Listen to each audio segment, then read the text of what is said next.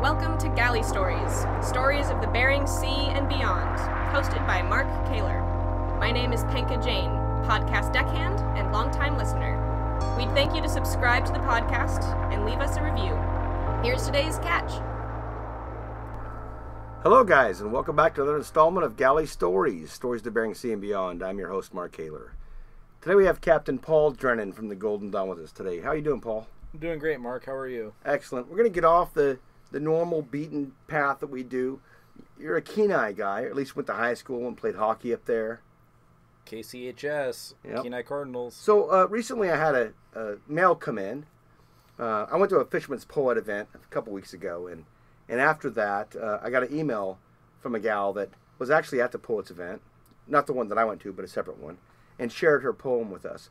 And it's all about Kenai. So I want to play it for you real quick, but first I'm going to let her introduce herself. And then I want to play it for you and get your reaction. Is that cool with you? That's great. Excellent. So here's what I received. Here it comes. My name is Georgie Heverly. I'm a listener of the Galley Stories podcast and a commercial fisherman in Cook Inlet, Alaska.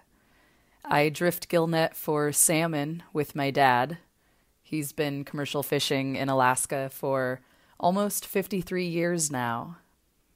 Commercial fishing was never something I planned to do in the long term. It was just a summer job I had when I went back to college. But like a lot of people, I fell in love with it, and I saw the need for my generation to continue forward in the industry and to continue the heritage and the legacy that's being given to us. I recently had the opportunity to attend the Fisher Poets Gathering in Astoria, Oregon. Every February, commercial fishermen from all over come together to share their poetry, prose, music, and art to celebrate our industry and the importance of it. I was able to present my work there as well, and I'd like to share some of it with you now. I wrote this poem about the graying of the fleet and how there's a great need for the younger generation to step up in the commercial fishing industry. This poem is called The Saving of the Fleet. Their hair is all graying. The drift fleet needs saving. But it won't be me. That's all that I'm saying. I have this college degree. I'm taking off. I'll flee to the lower 48 and find a new industry. I know I'm born and raised with the inlet and gaze, and the salt and the breeze in my skin is emblazed. But I can't take on this task. Will the run even last? I won't inherit this boat or this permit, in fact. Your hair once was black. You sure developed a knack. As a hard-working fisherman, diesel fumes at your back. Your hands sure are scarred up. Your joints are all marred up. You're getting up there, old man, and your features have hardened. I won't let that happen to me. I won't marry the sea. How unpredictable a living could be placed upon me. I'm firm in this decision. Don't try to alter my vision, my youth and my purpose, finally on collision. Your voice won't work on me. I'm not saving this fleet. You'll have to find someone else to answer your plea. So he turns in defeat. Salted soul, tired feet, a boat and a permit, a graying old fleet. There, I think with resolve, I won't be involved in this plan to take over so the fleet won't dissolve. I'll walk away from that life, and I'll take that big flight. Out of Alaska, what's expected, right? But a different voice soon calls out, gentle now and no doubt. It's ringing and singing, a melody that's en route. She calls out to me with her blues and her greens and reminds me of the joy that I found on the sea. And my heart starts to skip as I remember those trips and the diamond aluminum that my boots firmly gripped, and the smell of the inlet, the taste of freedom within it. The privilege of harvest, feel that reel when you spin it. My muscles do burn, and at times my guts turn, when the growl and the vengeance of her waters we'd learn. And my hands sure do ache, gazing at the white wake, as we head back in the river to unload what we've raked. Yeah, the hours are rough, and I'm sore from the stuff that makes or breaks fishermen rugged and tough. Is it worth it in the end? There's an industry to defend. The world does need feeding, and now I can't comprehend why I'd give this up now. Port, starboard, and bow, and the sweat and the salt that forms on my brow. Why can't I do my part? The sea pumps through my heart, and my blood in my brain, and my soul in the dark of the depths of her waters. I'm the fisherman's daughter.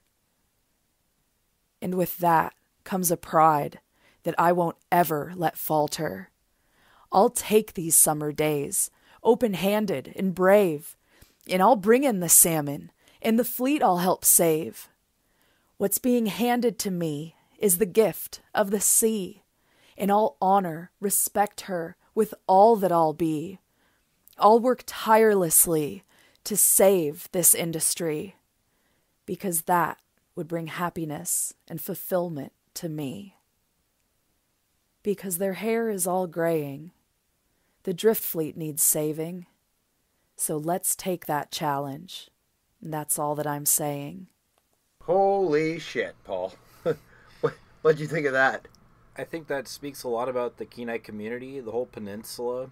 I mean, you're talking about a community, not only Kenai, but also the whole peninsula that's based around fishing. And there is a lot of changes that are going on. They've had some really rough years the past couple of years.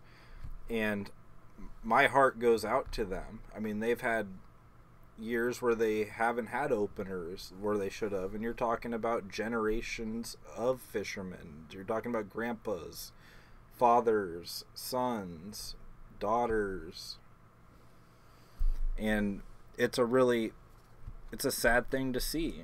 And it could be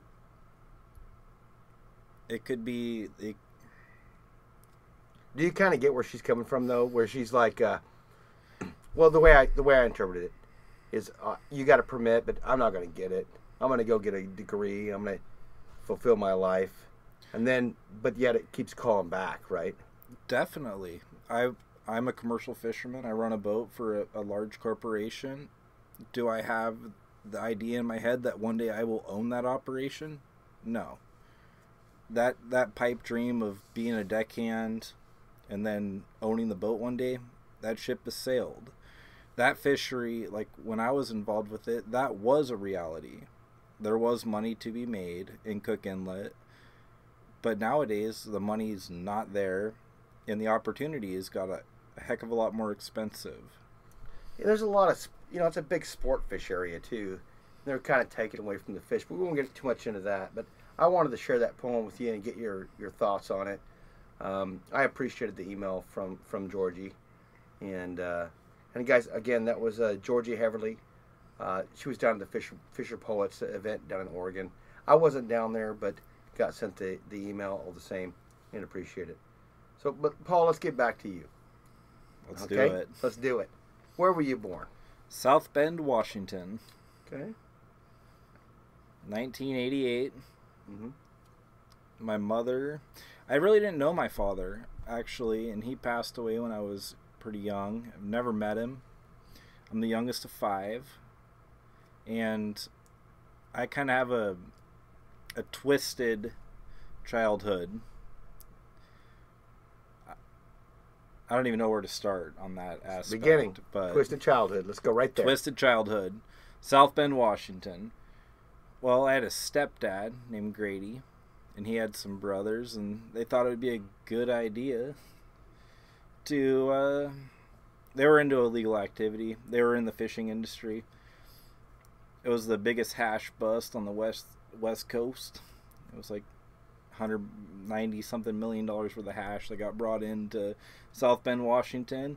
So I grew up the first years of my life going, oh, nothing is unattainable. If I wanted that power wheel, I got that power wheel.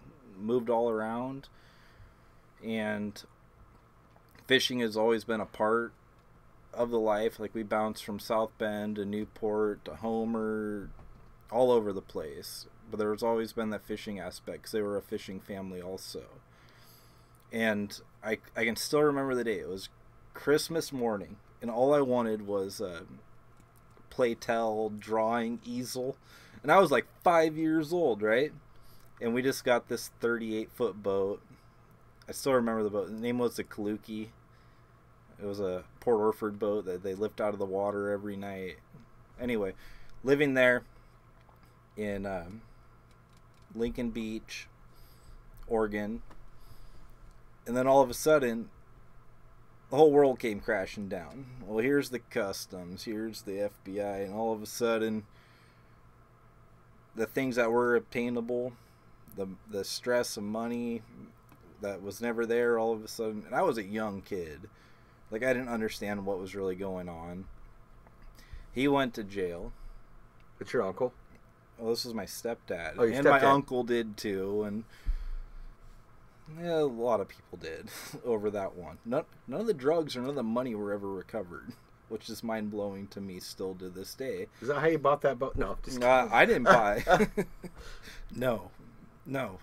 But I was never given anything. Like, even when I was like 5 or 6 years old, I had to paint buoys in order to go to the arcade or go get a new bike.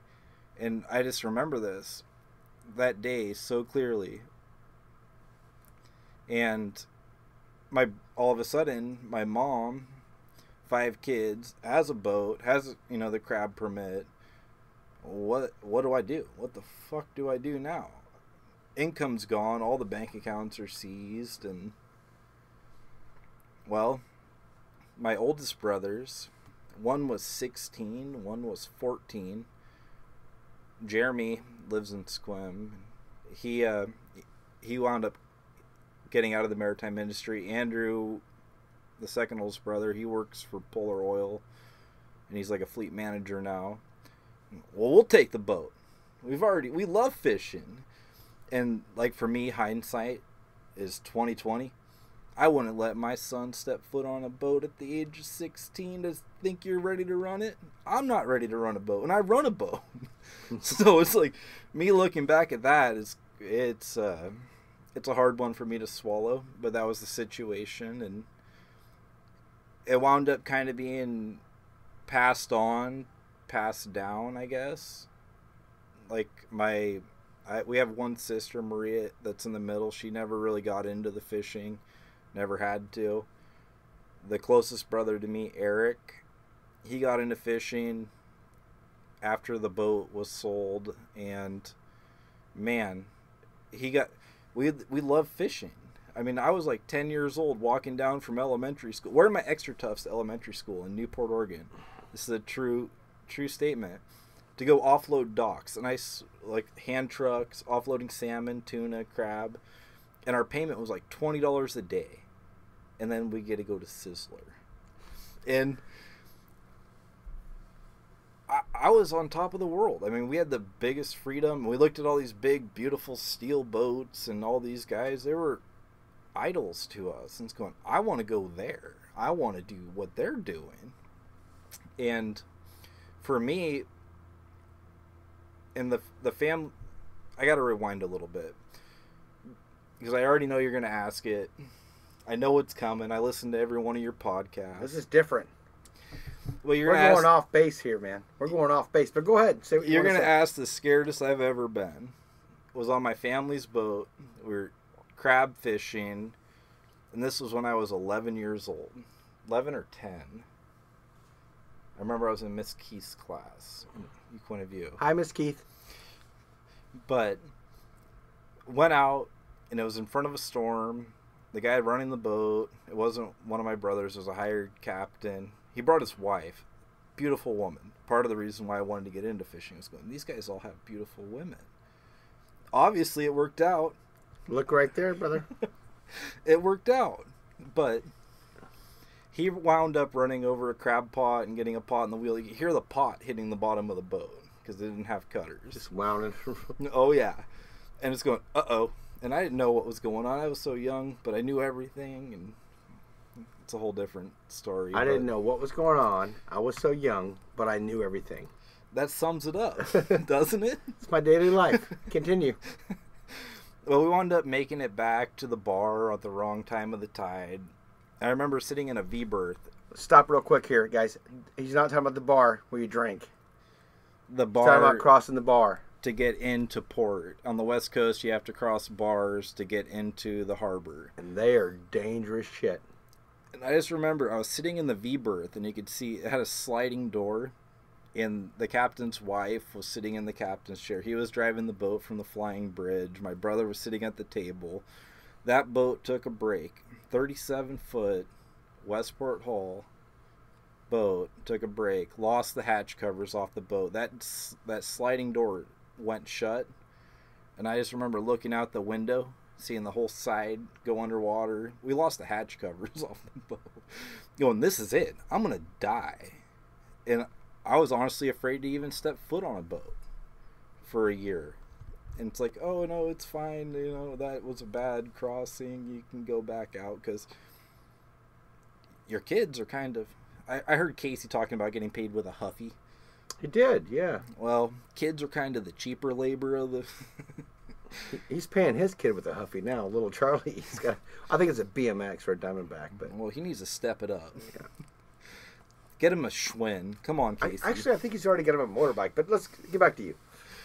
But anyway, the family wound up getting rid of the boat. But the whole time that we had it and we lived in Newport, we were always based around fishing. And it's like, okay, well, we can go make $20 hauling fish up a dock with a hand truck. We're going to do that. Then we'd save up enough money, and then we got this skiff. 6-foot skiff. Me and my brother. Look, I'm surprised we didn't die. To be honest with you, like, if my son ever tried to do half the stuff that we did, not going to happen. We got this blowout price. It was like $150 for this 6-foot skiff. Had a 2-horse Evinrude. They had to turn backwards. The big 2 horses. But if you touched the thing after it was running, it would electrocute you. So to throttle it up, you'd have to hit it with an oar.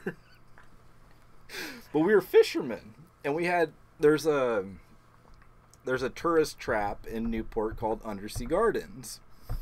And we figured out, because our family had a crab boat and we had commercial permits, so, holy crap, like we can bait crab and we can sell that. We can go sports crabbing and sell that. Completely illegal. Completely. I'm surprised we didn't go to jail at the age of like 11. And we continue to do that. And they would buy these live fish from us, live crab. I'm wondering what the statute of limitations is on this. Oh, it's passed. Funny story. Because we didn't know anything about longlining. We barely knew anything about commercial fishing. Just put the bait in the jar at that time. Put the pot on. What were you catching? Rockfish, crab. But then we decided that it's time to make more money. And we know that about longlining. We kind of heard a little bit about it from other fishermen. So we decided, well, we don't have a boat, but we have this skiff.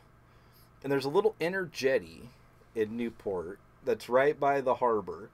We decided that we were going to make a long line. And we were going to go all the way around this inner... And we got away with this for like a year. We had a buoy on one end. It would wrap around to the other side of this inner jetty.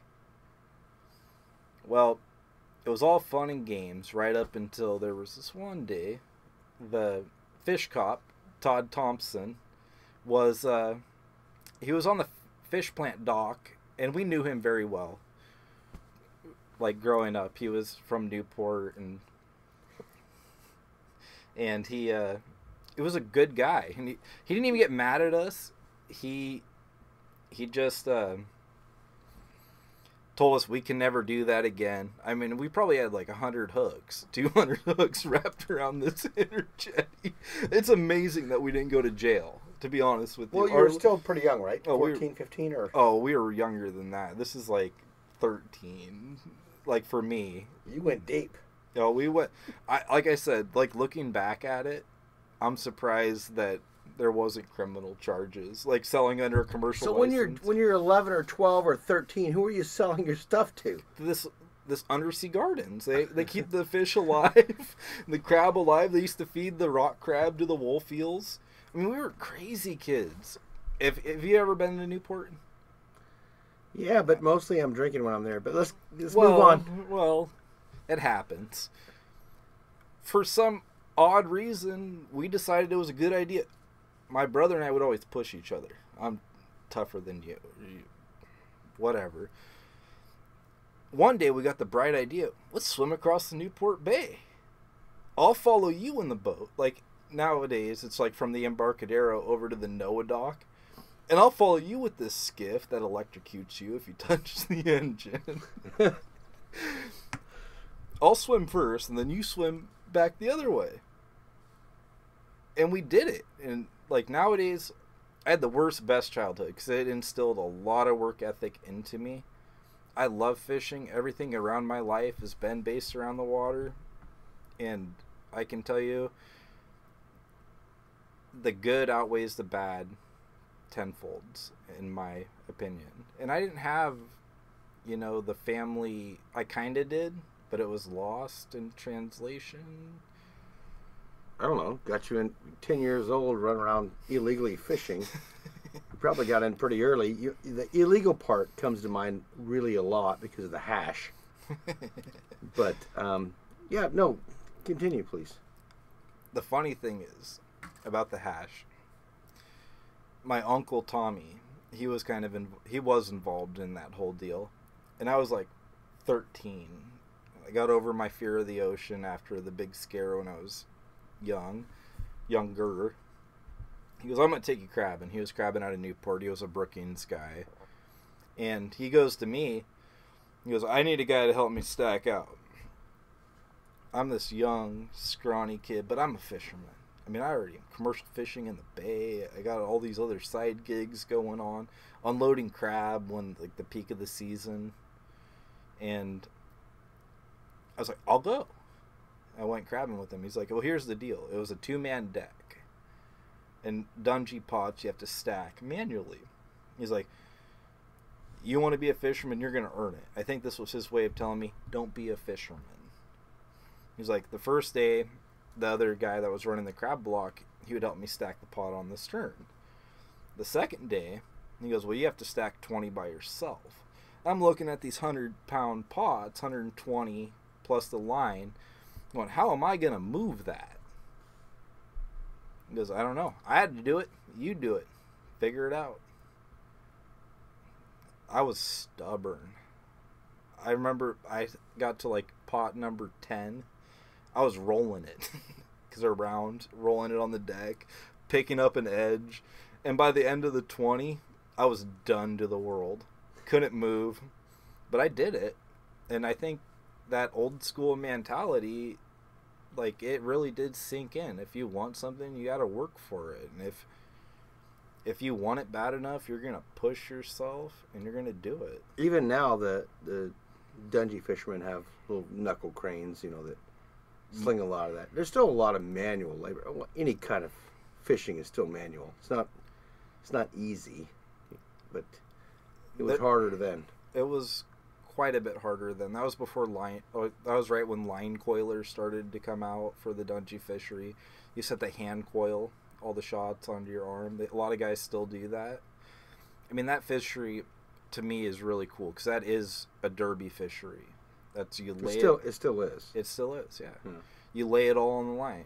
You make the wrong decision, you're not going to do very well. And if you make the right decision, you can be very successful. Yeah, I'll throw a shout out to Zed Blue out there actually doing dungeons right now as we speak. Zed Blue, he's down in Newport. What boat? God, Robin Blue is the name of the boat. So shout out to him. I have a lot of friends that are very active. Actually, my mentor, one of my mentors, because there's a couple of them, because I didn't know my father. I knew I loved fishing. I knew I loved the water.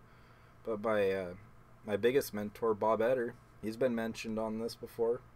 Derek Hart mentioned him. Mm-hmm.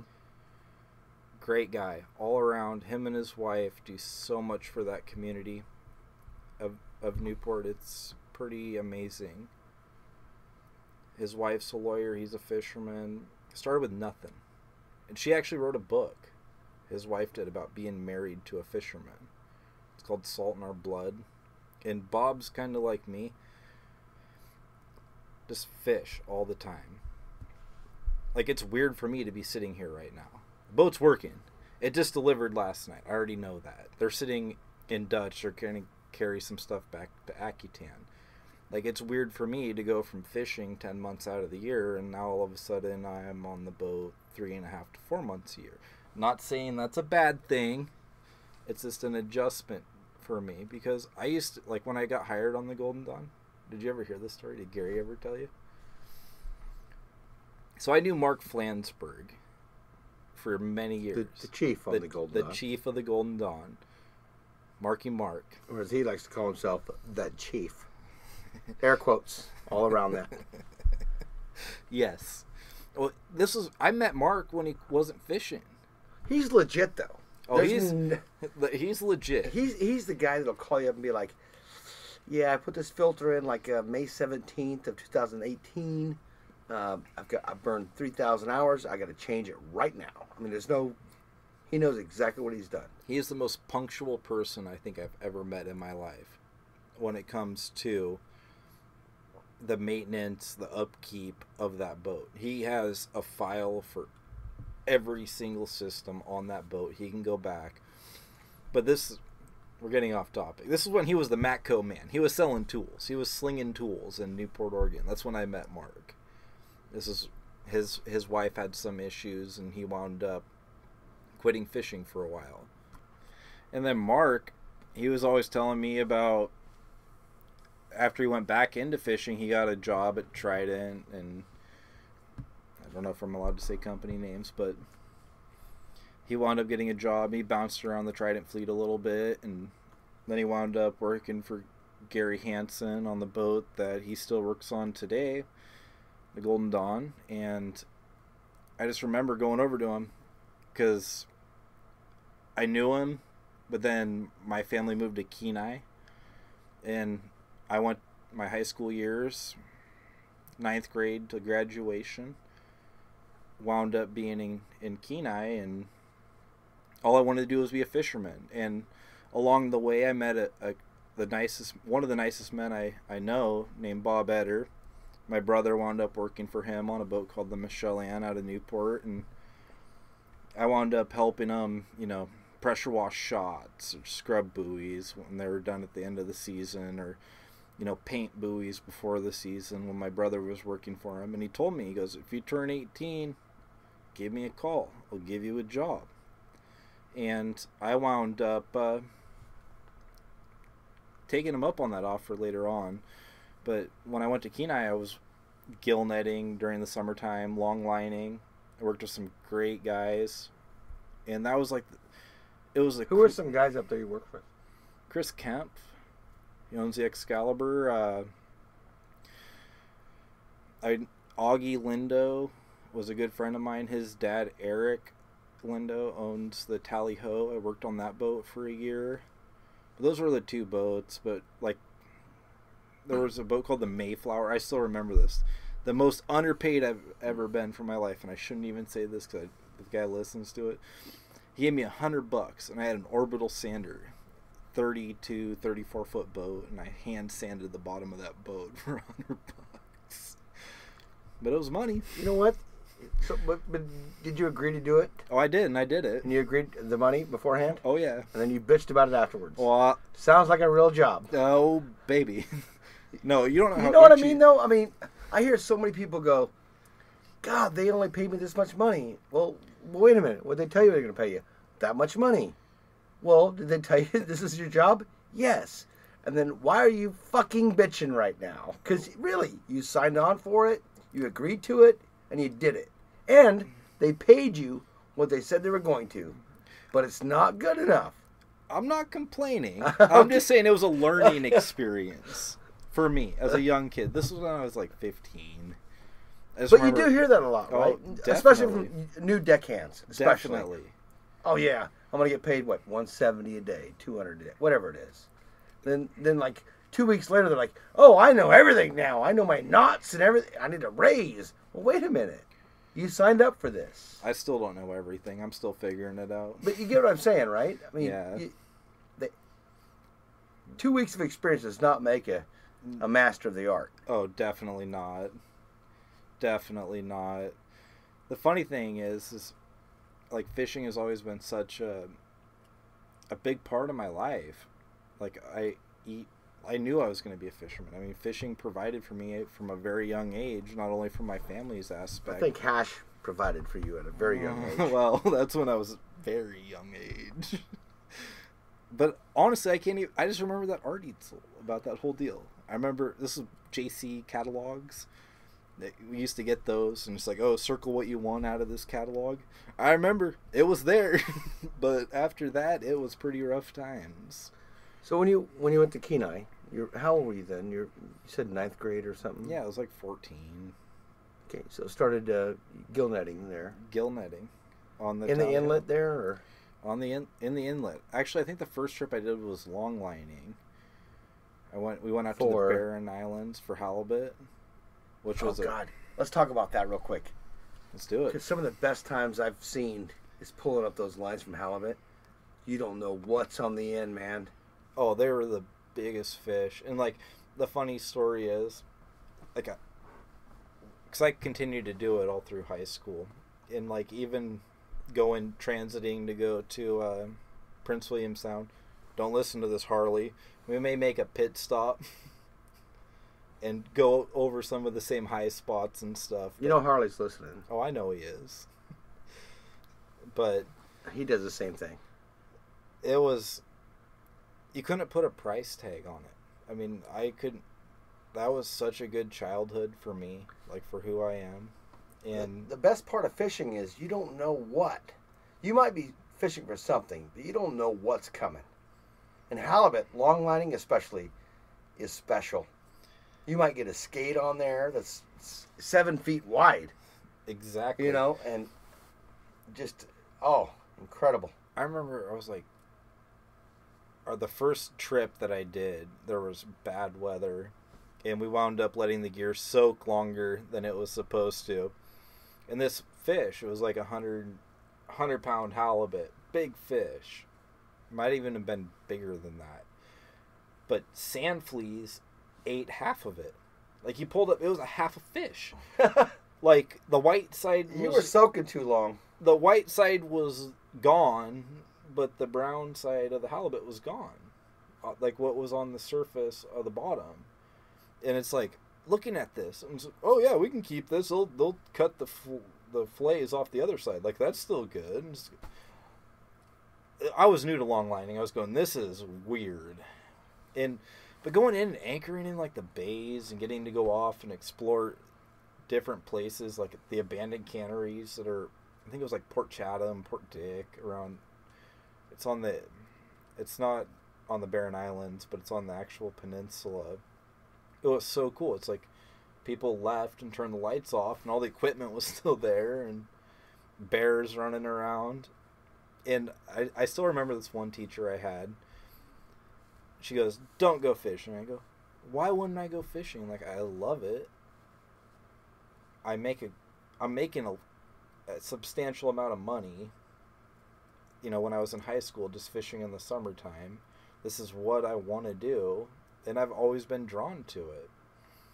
My 9th grade English teacher, Mr. Larson, he's on my Facebook, and he gave me such a hard time. Not a hard time, he congratulated me.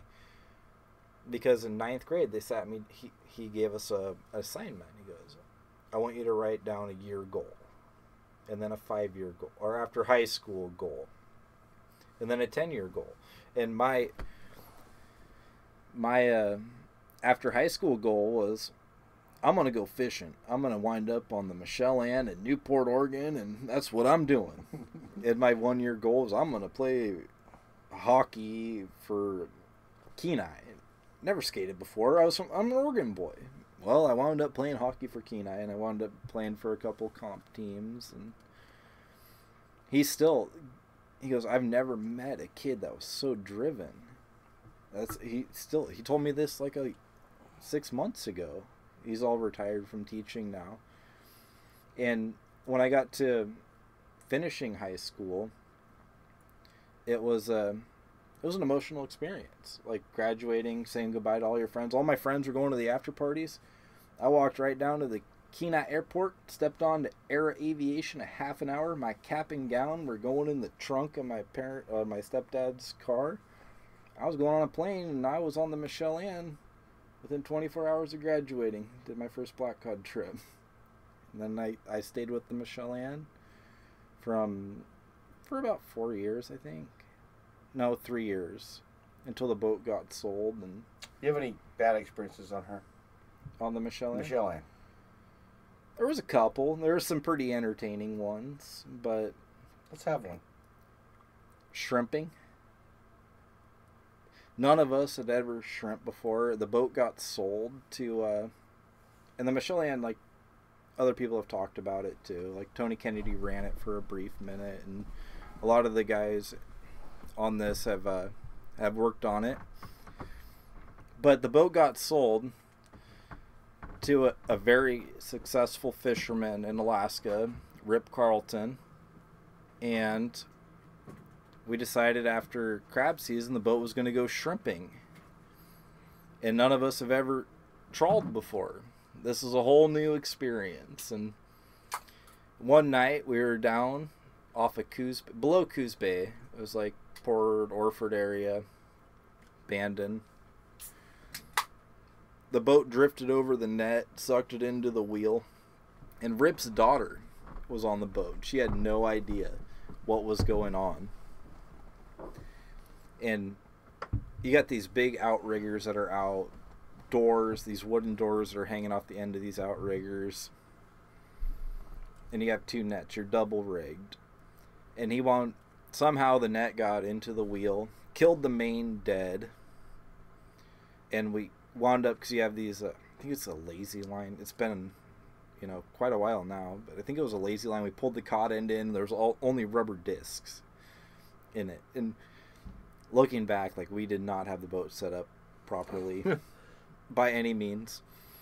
And we wound up sucking the foot rope in, killing the main, having to call the Coast Guard. We were getting closer to the beach, and we set this anchor. We got this brand new anchor winch, and we wound up putting Spectra on it. And the anchor winch didn't have enough power to pull the anchor up, with the boat not being able to take the momentum of the sea off. So we wound up having to cut the anchor off. You got doors that you can't bring in because the net's in the wheel. The boat can't go anywhere. We're waiting on the Coast Guard. It was quite the fiasco. And honestly, like, the relationships that I built on that boat, like, you can't put a price on it. Devin Hansen, Ian Olson. Ian's on the Golden Dawn with me still. He came up. And this good, solid people. And there was a lot of good times. Like, going down to San Francisco, starting fishing in November early. We just had a good time, and it was a good core group of people. But after the boat got sold, that kind of it didn't change, because at the same time, the girl that I was seeing, she told me she was pregnant with our son, and all of a sudden it was go from my hobby job, my passion. I love fishing out of Newport, but it's like, I got to get serious here. I have a kid on the way. I got to get a career, not a job. I kind of looked around and go, I don't see very many 40-year-old guys on these big boats. So, and that's where Mark came into play. I go, Mark, I want to do what you do. Like, you obviously do well. You got that nice house, and that's a nice pickup you got there. And I want well, what do you got going on? I had no clue about dragon, no clue about the Bering Sea, besides what was seen on television or friends have told me about. So Mark goes, "Oh, it's funny. Like, you should call Gary." This is before I actually knew that my ex was pregnant. Call Gary. So I called Gary. He goes, "Oh, come out to my house in Toledo." And he broke it all down into a spreadsheet. Like, this is what you'll make. This is what is expected of you. This is the direction that I want to see you going. And all of a sudden I went from a mentor of Bob Etter, who pushed me to learn and to excel and try my hardest. And now all of a sudden I got this new mentor coming online. And I go, I want it. I'm sold. I want to be a Bering Sea fisherman. Here we go. Here we go. Gave me this dotted line. And I remember it was to start off A season 2009. Well, I went home. And then the girl that I was dating at the time wound up marrying. That's a whole different subject. But we have a kid together. We'll get into that. No. We leave that one alone. But I go home and I go, best news ever. I'm going to Alaska. Got a killer job, great people, good company. And it wasn't received the way that I thought it would have been. I thought that was kind of weird. And it was like 2 days later, she goes, "Well, I'm pregnant. You're going to have a kid in February." And I go, and here I'm young, 20 years old, 20. Wasn't quite 21. So you're 31 now. I'm 31 now. All right, keep going. And just making sure my math's working. Your math always works. But I just remember her telling me that. I was like, I can't leave. Like, this is way too big of a risk. I'm going into a fishery I've never done before, with a company that I've never been with before, in an area that I've never been in before. And I called Gary. And anybody that knows Gary, or as I like to call him, G Money.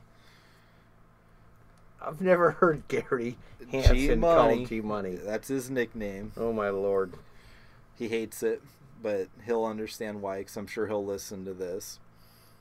I called him and he goes, you're making the biggest mistake of your life. You will never get another opportunity on my boat. And that was the extent of the conversation. And honestly, for the next 6 months, I was backpedaling, kicking myself. We went crabbing, went dungy fishing in 2008, 2009. It wasn't a very good year. Went very far backwards. Had a kid, paid for the kid. And I'd go, we're in April, we're stacking out crab gear, getting ready to go black cod fishing. I go, I got to call that guy. I got to see if I can't work with him, he's got to know somebody that I can work with. Again, it's Gary. Yeah, Gary. Which is episode 42, guys, if you want to listen to Gary's story. There should be another episode. There should be. Yours is 49, so not too far removed. But I just remember calling Gary that day and he goes, "Oh, it's funny. I was going to call you today." And I go, "What happened to that? You're never going to have an opportunity like that." And, Gary is an old school captain. He demands the most, and he is very, very professional. And I couldn't have... Super organized.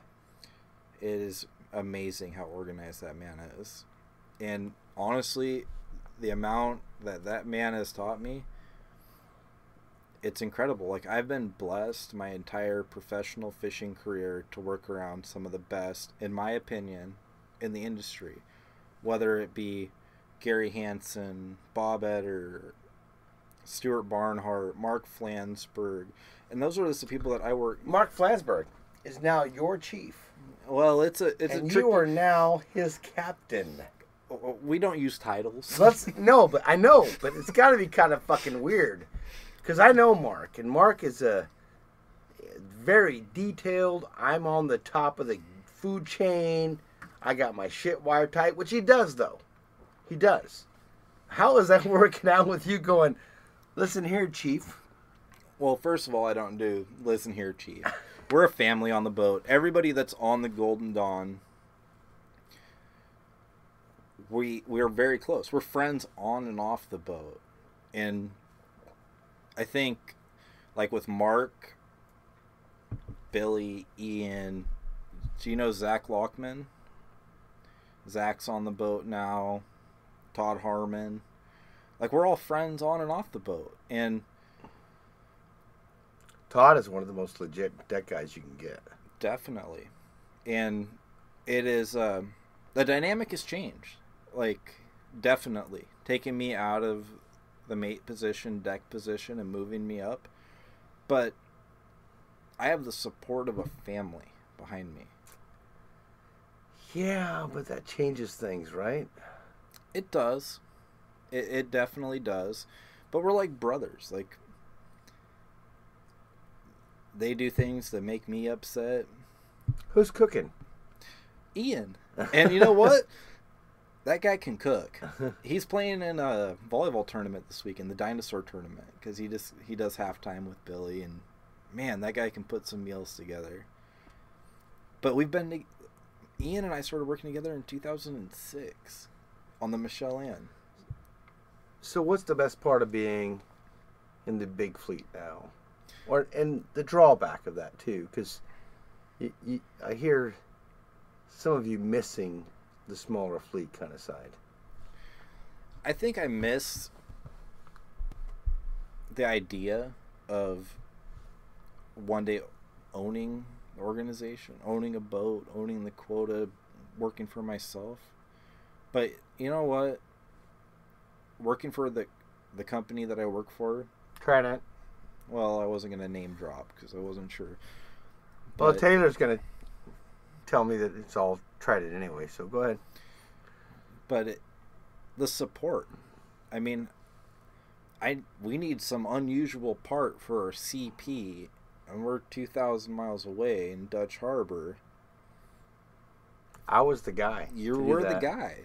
And it's like, our meals, our food, you're not going to find that on an operation. This is the basic maintenance of the boats. I mean, you look at them, you can tell how much care and how much money that goes back into them. There's not a kid in college that's going to be taking money out of the boat fund. There's not a wife that needs a new car.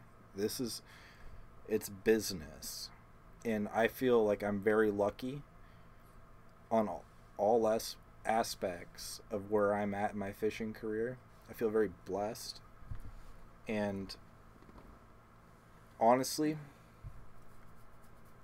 I love where I'm at. Like, I love... You're 31 fucking years old, right? I have a Coast Guard license. But yeah, but hold on. You have so far to go yet. I mean, you have so far to go yet. How old was Gary when he got the boat? He's probably, Yeah, because about your age. He started dory fishing, and then he ran the Queen Vicky, bought into it, and that dissolved, and he was about my age. I love that boat. I love everybody on the boat. Do you see this for your son? No. I don't think... If my son wants to try it, he's going to go with me. Period. I don't see... My son is not that outdoorsy type of person. I keep on trying to get him. I keep on trying to push him. Not push him, but lure him into being interested in it. Would I like to take him up and have him spend some time on the boat with the guys? Yeah. Would he get any special treatment? No. He's got to earn that bicycle.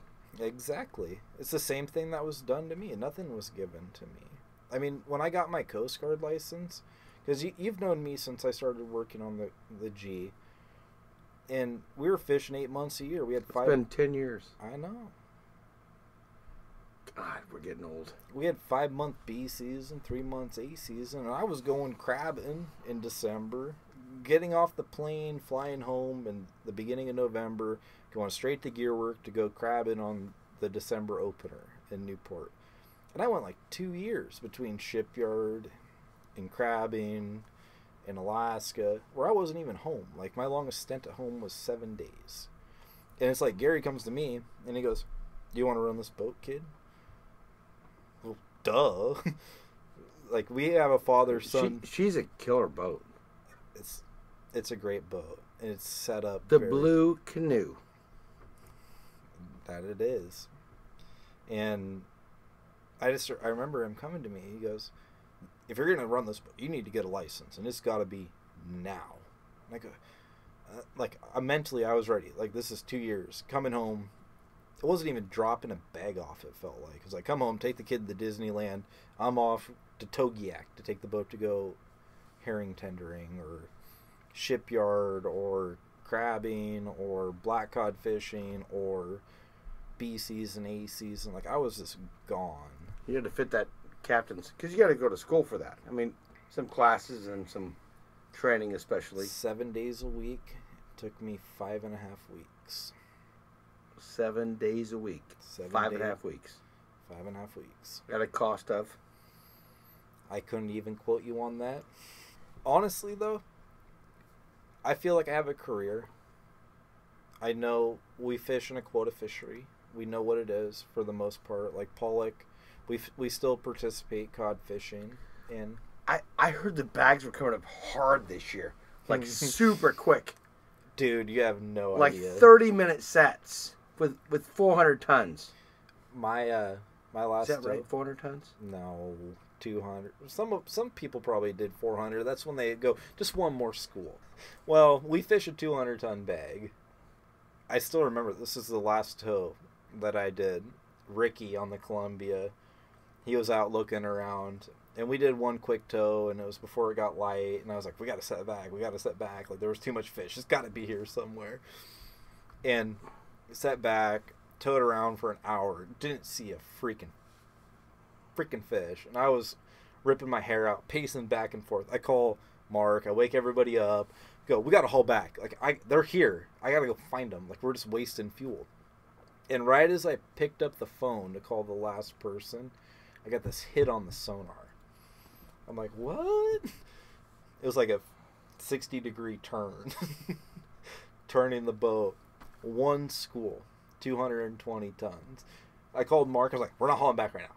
They got come here, look at this. Like, it took the bottom. This school was so dense. It took the bottom from like 40 fathoms to where the depth sounders were reading like 22 fathoms. I was like, I got to start hauling back. He's like, you haven't even hit it yet. They're not even hitting the net. I was like, if I don't start hauling wire right now, we're going to blow the fucking net out.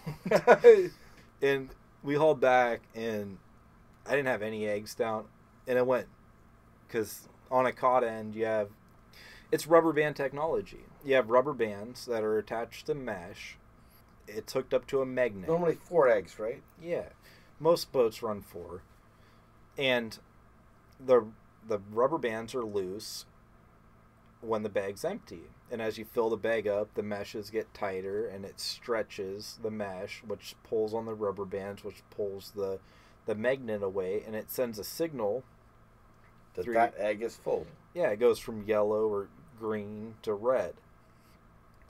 That school of fish, I couldn't even see the outline of the net on our head rope unit. It was just solid pink. It was cool. That was the best way to end for me. Like, we had a lot of adversity to go through this A season for me. We had steering issues. We had weather. We had a burst pipe in our shaft alley. And for me, like, leaving the boat it was hard for me to leave the boat because I've never done that before. Why'd you leave the boat? Well, because the other captain came up. I split the boat 50-50 with another captain, and Gary did the same thing, and it was his turn, and I wasn't quite ready. So you left him a mess. No, I fixed everything. I put new bridles on that net for him, so he should be happy. it was an interesting A season for us. I mean, we didn't have the ice. We didn't have the cold. It was all southerly and westerly, and it seemed like... Is the weather changing up there? Well, I'm not going to say that, but it was different this year than traditionally from what I've experienced. And it was a pretty rough A season for weather-wise. Cod fishing. Cool as... Like, I enjoyed cod fishing because it's still a derby. You go out and you work hard. Like, you get X amount of time. Everybody's competing. Even though you're on the same basic piece of real estate. But there's 50 of us competing. And that was an interesting ordeal. And that was a new thing for me. Like, I had never towed a bottom net before. And, like, I'm very fortunate because I grew up around the fishing industry, and a lot of the fishing community that's in the Bering Sea comes out of Newport. So I have a lot of people that I can rely on. Like Rich on the Cedon. That guy. Bruce Morris. Love that man. Like, he helped me out more than anybody. Like, I was so down on myself because of what was going on. Like, not fishing wise. And he goes, "You're doing great." And, like, me being the young dumb kid with this big boat, and I may have an ego. I won't say that too loud. I go, I'm gonna go outside of everybody, try something different, hero or zero. And Bruce calls me and goes, "I was betting on you. You were the only one that did it." He goes, "I was betting on you." Everyone went to the traditional, to the bread line, went up, and I went outside, and we had a good tow. But it wasn't what I wanted it to be. It's never what you want it to be. That's why you keep going back. That's why it's fishing, man. That's why you keep going it's back. Not catching. What's been your best time? The best time for me, honestly, this year.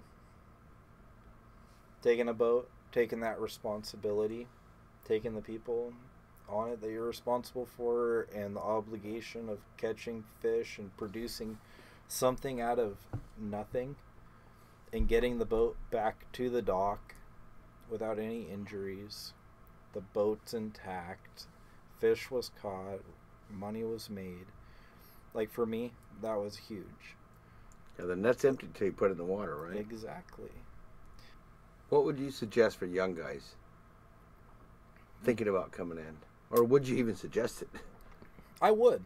If you're passionate about it, then do it. I mean, when I was 10 years old, scrubbing boats and hauling fish up a dock in Newport, Oregon, I never thought I would run a big boat like I do now. If you're passionate about it and you work hard enough, and you just have to stay focused, then you can do it. I mean, it's kind of like that poem, The Graying of the Fleet. The fleet is getting older. It is. And I feel blessed because I cannot thank Gary Hansen and Bob Etter enough for taking me under their wing. And I can't believe you just brought it back there to that poem. Because that's amazing. Really. It's like, we didn't even plan this, guys. But really, I mean, her whole poem was about when I was young. It was so energetic, and we had it all, and it's not really mine and not my concern, and now it's my concern, right? The graying of the fleet. Everybody's getting old. Everybody's quitting. No one's willing to fight anymore. There's not a whole lot of young and up-and-comers. If you stay focused and you want it and you're passionate about it, you can make it happen. Because I was the odd man out. I didn't have the family boat, the leg in. All I was a young, dumb kid that knew how to work. And I was very fortunate to have good leadership people around me to take me under their wing. And I didn't necessarily always like Gary or Bob. Like, they were rough on me. They expected more out of me. And they made me a better person because of it. And I'll tell you, for my lifestyle and for the person that I am, I know I picked the right occupation. there isn't a bigger high that I could possibly get on this earth than it is thinking for myself, going out and catching a 200-ton bag of fish, or thinking for myself and just pretty much being your own boss. If you're the captain, you go where you want to go. You go where you want to go. And honestly, like, I feel like I work with some of the best fishermen in the world. I mean, Norman Bakken, Howard Bruce. Malcolm, Bruce. People talk about Bruce all the time. The one guy that could drop a net in a bathtub and pull it up heavy. And he could. I mean, there's the amount of talent and the amount of compassion. Like, we may hate, like, not me and Bruce, but we could wind up getting in a fight, like fishing with in a fleet of boats. Everyone's competing for the same piece of real estate. Wind up getting in a fight, but at the end of the day, if something was to happen to that person or their boat... Have you experienced that? Have you had a moment where you guys had to respond to a Mayday call or a...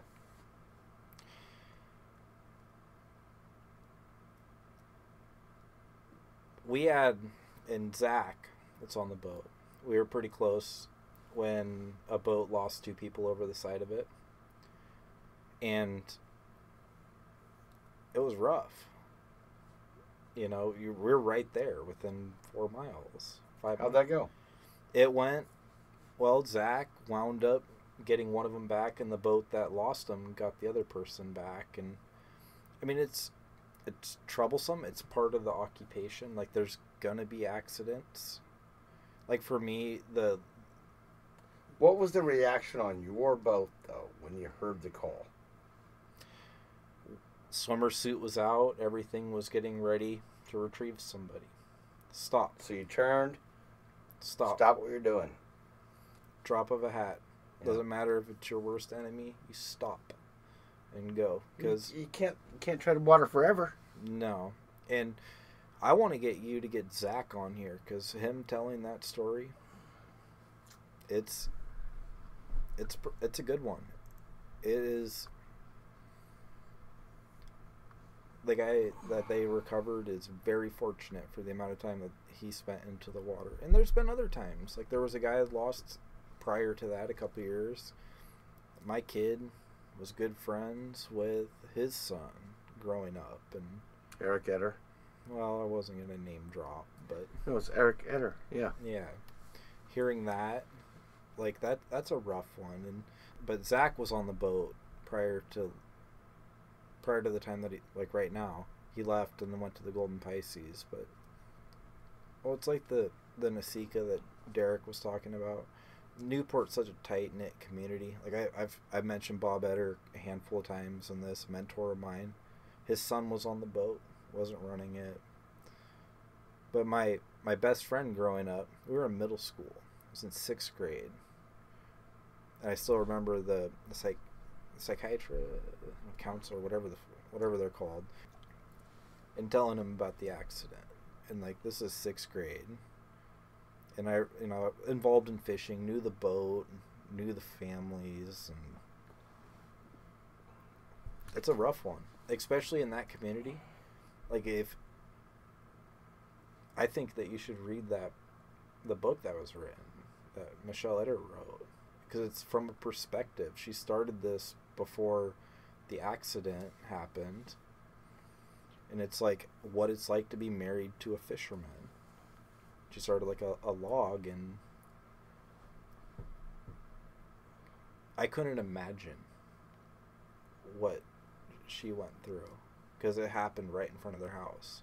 She was at her law office, got the EPIRB, got the call, went home. Search and rescue was happening 2 miles in front of her house. How do you block that out? You shut the blinds, it's still going on. And, trying to be the strong one. And that's where the Newport community is really it's a great community on that aspect, because everybody pulls together. They have a foundation, or not a foundation, but a group called the Newport's Fishermen's Wives. Connie Kennedy, she's involved with that. Michelle Eder, Tonette Dixon. There's a bunch of fishermen's wives that are there to support in case something does happen. It's funny that you say it like that. Newport has their group. Seattle has their group. Gloucester has their group. I mean, every fishing port in the U.S. has that group. And they're all core, right? And no one's closer. You feel that, right? I mean, the ones you're close to, those are the closest you can possibly get. Exactly. And the amount that they do for the community, fishermen's wives, they're going through the same thing. I don't know how it started. It's like the military. Exactly. Our boys deploy, or girls deploy, and their spouse stays home. Someone's got to carry the burden. It's easier when you're at sea to forget the days. Like you're at sea for 90 days. Katie's home, right? For her, it's 6 months. For you, it's 90 days. I don't even look at the calendar. Right, because it goes by so quick. Anything else you want to share with us before we let you go? Eat pollock. Alaska caught pollock. Wild Alaska salmon. Wild Alaska pollock. Don't eat anything farmed. Never. It's weird, right? You couldn't pay me enough. Google farmed fish, and you'll see why. I mean, just do it. I think, like, for kids wanting to come up, Yeah. I think that's a great thing. Like, there's a lot of opportunity for younger people, especially in the industry that I'm in. But you got to want it. You got to put the phone away, put the technology away. Well, there's not really in the internet unless you're the captain. No, that's not true. Most of the boats. Oh, you give a broadcast it. little bit of it out. A little bit. But you can check your Facebook in like 45 minutes. You'd be amazed on how much people can get done with that 45 minutes. But the whole thing is just, if you're passionate about it, you want it, it's there for younger people. Yeah.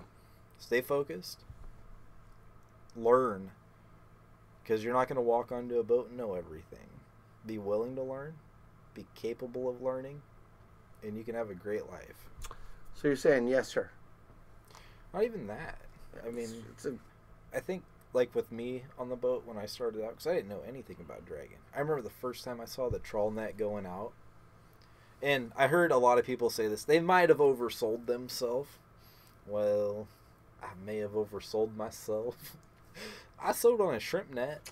Derek. I know. You listen to Derek? Oh, I did. He's like, I just lied till I got the job, or whatever he said. He was like... I just remember the first time we tightened the net up in front of Dutch. And I'm used to like half-inch shrimp web. For that disaster season where we ran the net over and had to get towed in.